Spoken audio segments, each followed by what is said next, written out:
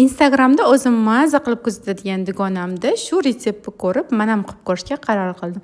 Kartoshka va qizil sabzlarni ozgina qizartirib olamiz va qozondan olib, yana ustidan piyoz solib, piyozni ham shunaqa o'ldirib olgandan keyin kartoshka va sabzlarimizni solib, ustidan tomat, qizartiradigan priprava, tuzlarni solib, yaxshilab aralashtiramiz. Xohlasanglar, sizlar bolgarskiylar ham qo'shsanglar bo'ladi.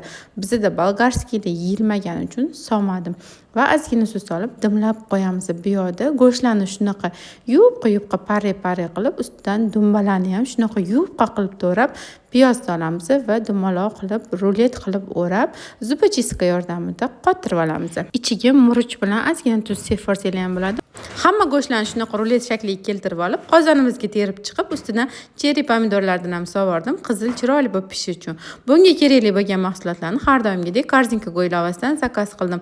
Eshiginglarni tegicha olib kelib berishadi. Birinchi 3 ta zakazga 30 ming so'mdan skitka, 250 mingdan oshgan dastavkaga. Dastavka pul to'lanmaydi. Bemalol sizlar ham zakaz qilishingiz mumkin. Ovqatim o'xshabdimi? Kommentariyada yozib qoldiringlar.